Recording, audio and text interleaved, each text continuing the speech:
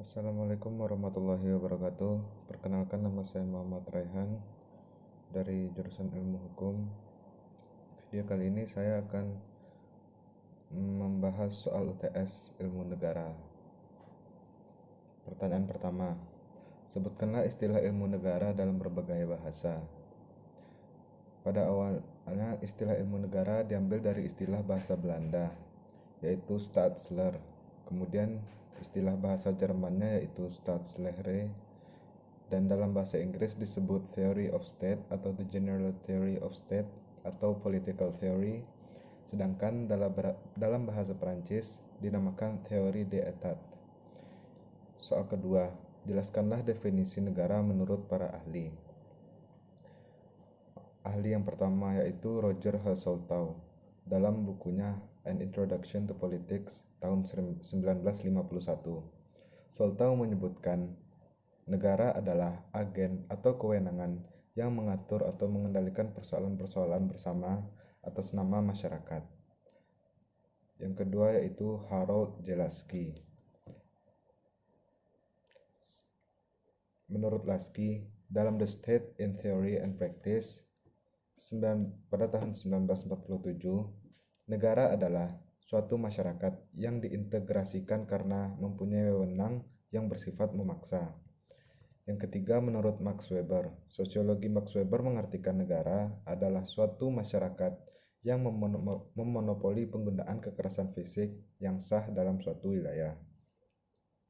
Selanjutnya, menurut Miriam Budiarjo, ahli ilmu politik, dalam Dasar-Dasar Ilmu Politik tahun 2007, merangkum definisi-definisi negara menjadi negara adalah suatu daerah teritorial yang rakyatnya diperintah oleh sejumlah pejabat dan yang berhasil menuntut dari warga negaranya ketaatan pada peraturan perundang-undangannya melalui penguasaan monopolistis terhadap kekuasaan yang sah.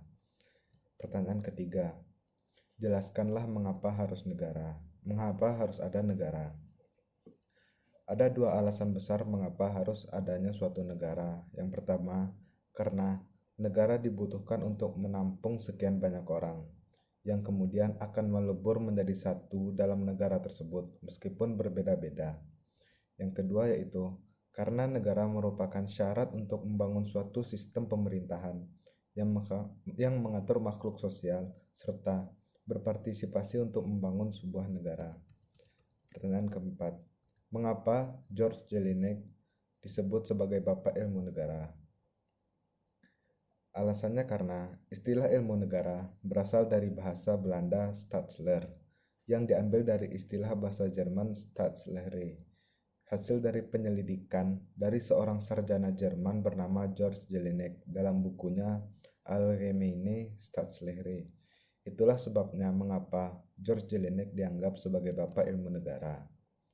Soal kelima, yaitu jelaskan pembagian ilmu negara menurut George Jelinek. George awalnya menghimpun semua ilmu pengetahuan mengenai negara dalam arti luas. Kemudian, ia memisahkan ke dalam dua golongan.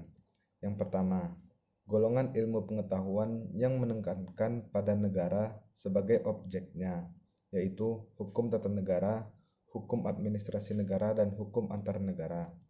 Yang kedua, golongan ilmu pengetahuan negara yang menekankan pada segi hukumnya, yaitu hukum perdata, hukum pidana, dan hukum acara.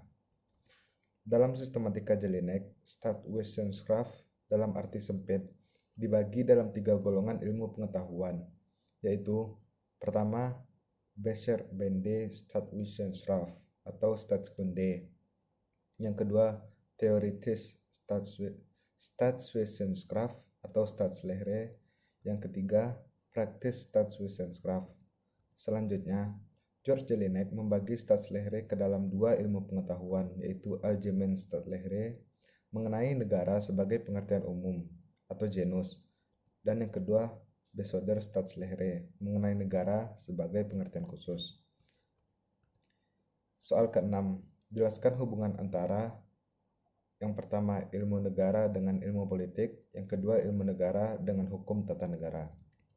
Yang pertama, hubungan ilmu negara dengan ilmu politik.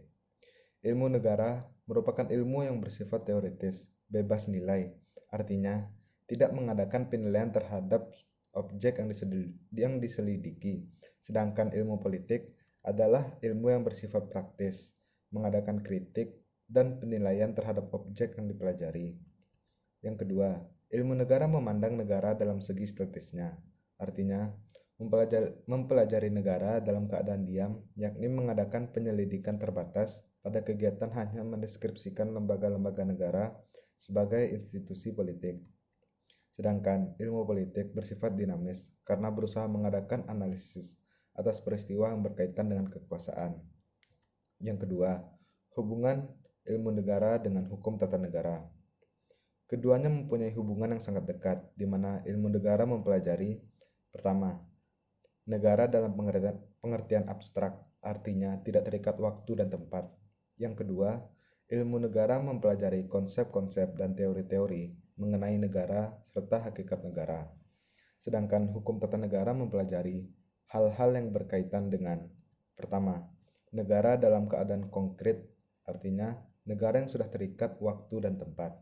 Yang kedua, hukum tata negara mempelajari hukum positif yang berlaku dalam suatu negara. Yang ketiga, hukum tata negara mempelajari negara dari segi struktur. Dengan demikian, hubungan antara ilmu negara dengan hukum tata negara adalah ilmu negara merupakan dasar dalam penyelenggaraan praktek ketatanegaraan yang diatur dalam hukum tata negara. Lebih lanjut, dengan kata lain, ilmu negara yang mempelajari konsep, teori tentang negara merupakan dasar dalam mempelajari hukum tata negara. Soal terakhir, jelaskan unsur-unsur negara menurut pasal 1 Konvensi Montevideo tahun 1933.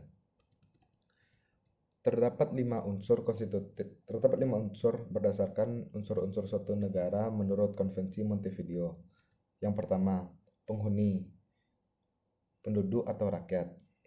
Rakyat merupakan semua orang yang ada di wilayah suatu negara dan taat pada peraturan di negara tersebut.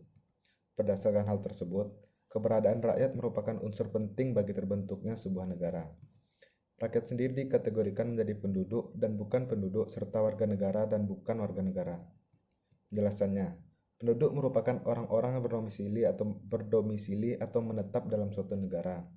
Bukan penduduk merupakan orang yang sementara waktu berada dalam suatu negara, contohnya adalah para turis.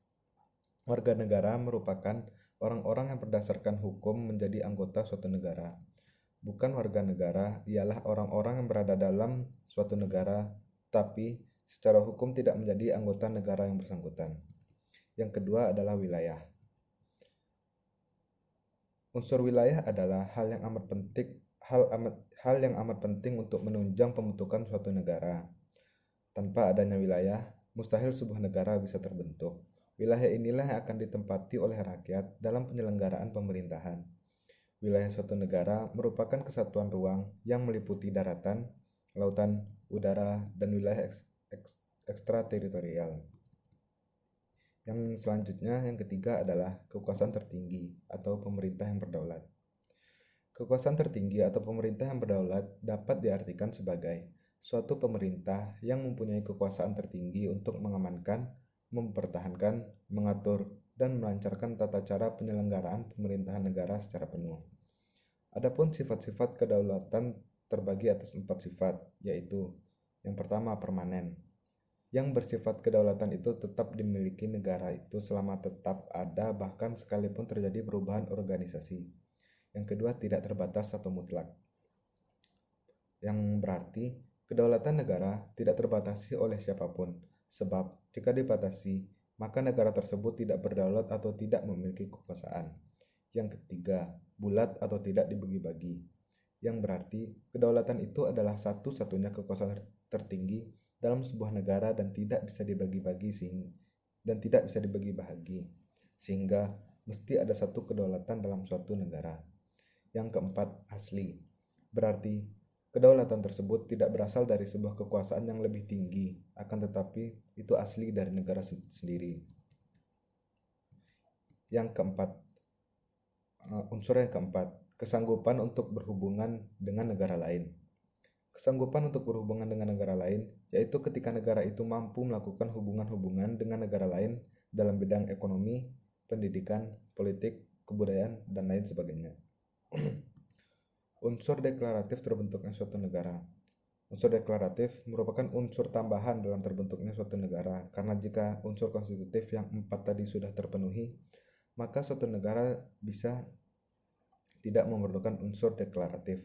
Namun, tetap saja unsur deklaratif ini adalah suatu hal yang penting dalam terbentuknya suatu negara, yaitu pengakuan dari negara lain.